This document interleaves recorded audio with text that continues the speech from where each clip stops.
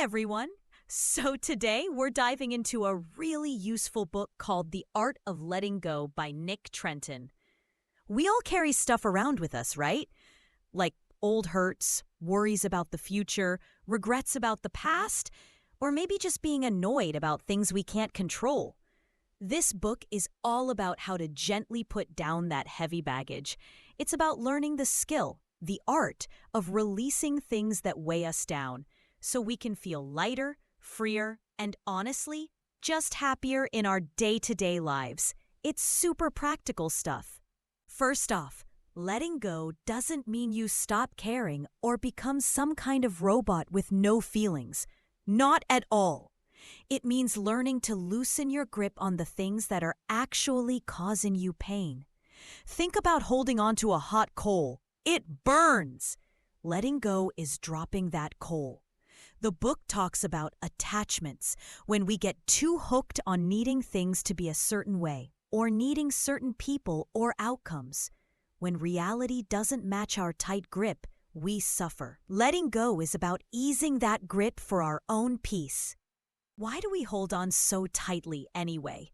Well, the book explains our brains have this thing called a negativity bias. Basically, for survival reasons, way back when, our brains got really good at spotting and remembering dangers or bad stuff. Now, that same wiring makes us replay arguments, dwell on mistakes, or hold on to grudges. We get stuck in these mental loops, thinking about what went wrong. Letting go involves noticing these loops and consciously choosing not to keep feeding them energy. It's about hitting pause on the mental reruns. Another big thing we cling to is expectations. We have ideas about how life should be, how others should act, and even how we should be. When things don't match up, which happens a lot, we feel let down, angry, or frustrated. Nick Trenton suggests that letting go involves softening these expectations. It's about accepting that we can't script life. We can only control our own actions and reactions. So, instead of demanding life fit our blueprint, we learn to be a bit more flexible and see what actually happens. Then there's the control issue. Oh boy, do we love trying to control things. We think if we can just manage every little detail, predict every outcome, and make everyone behave, then we'll be safe and happy. But life isn't controllable like that, is it?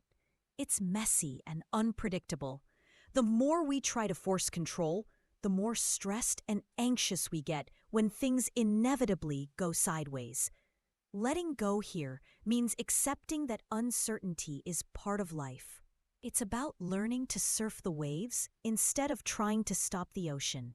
A huge part of letting go, according to the book, is acceptance. Now, this is important. Acceptance doesn't mean you like the situation or that you're giving up. It just means you stop fighting reality. You acknowledge what is. Okay, this situation is really difficult right now. Or, yes, I made that mistake. Or, I feel really hurt by that. When you stop resisting what's real, you free up so much energy. Instead of wasting it fighting, you can use that energy to actually cope or figure out what to do next. The book also makes a great point. You are not your thoughts. Thoughts just pop into your head all day long, like clouds passing in the sky. Some are nice, some are not so nice. We tend to grab onto the negative ones. I'm not smart enough, this will never work, and believe them as absolute truth. Letting go involves learning to observe your thoughts without automatically buying into them. Ask yourself, is this thought truly helpful? Is it 100% true? You can notice a thought without letting it define you or ruin your day. Forgiveness is another massive piece of the letting go puzzle. This includes forgiving others, and maybe even more importantly, forgiving yourself. Forgiveness isn't about saying what happened was okay or forgetting it.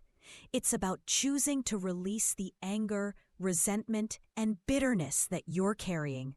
Holding on to that stuff only hurts you in the long run. It's like drinking poison and expecting the other person to get sick. Forgiving, especially yourself for past mistakes, frees you from that heavy emotional weight. Nick Trenton also talks about detachment. Again, this doesn't mean becoming cold or uncaring. It means you still care, you still put in effort, you still value people and goals, but your happiness doesn't depend entirely on a specific outcome. You do your best, you enjoy the process, but you let go of needing the result to be exactly as you planned. If things work out, great. If they don't, it's disappointing, but it doesn't shatter your entire world. It's a more balanced way to approach things. So, what are the benefits of learning this art? The biggest one is probably inner peace. When you're not constantly battling your thoughts, wrestling with the past, or stressed about controlling the future, you naturally feel calmer. Imagine feeling less anxious, less angry, less frustrated, even when things aren't perfect. Letting go creates space inside you for more quiet and calm. It's like decluttering your mind. Another huge benefit is freedom and personal growth. When you let go of past baggage, you're free to actually live in the present and look towards the future with more openness.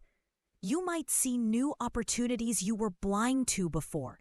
You become more resilient. You bounce back from setbacks more easily because you're not carrying old wounds into new situations. You start making decisions based on clarity, not fear or resentment. It puts you back in charge of your life's direction. Letting go can also massively improve your relationships. Think about it. When you stop placing heavy expectations on people, when you stop trying to control them, when you forgive past hurts, your interactions become lighter and more genuine. You can accept people and yourself more easily, flaws and all. You listen better because you're not just waiting to react based on old patterns. This often leads to less conflict and more real connection. The book also reminds us it's okay to actually feel our emotions. Letting go doesn't mean pretending you're not sad or angry. It means allowing yourself to feel those things without letting them completely take over or getting stuck in them forever. Acknowledge the feeling. Wow, I feel really disappointed right now. Let it be there for a bit. Maybe understand why it's there, and then gently let it pass through, like a wave washing over you and receding. Bottling things up usually just makes them explode later. Bottling things up usually just makes them explode later. It means allowing yourself to feel those things without letting them completely take over or getting stuck in them forever. Acknowledge the feeling. Wow, I feel really disappointed right now. Let it be there for a bit. Maybe understand why it's there and then gently let it pass through.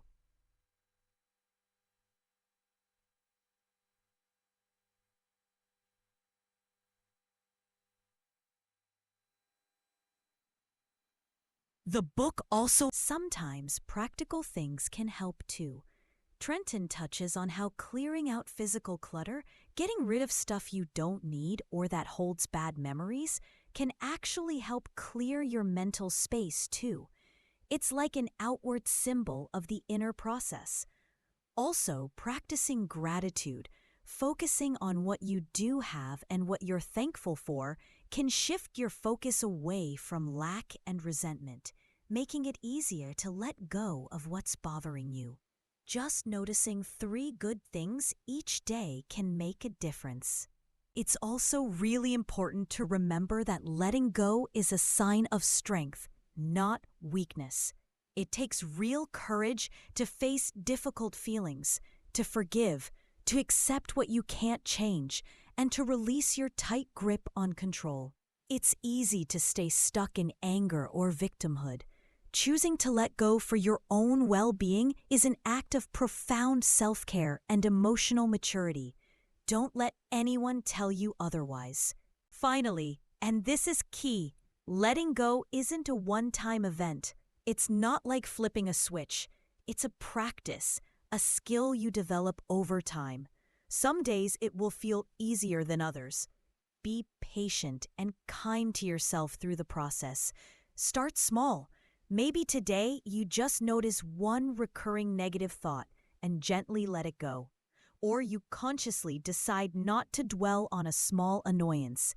Every little bit of practice helps build that letting go muscle.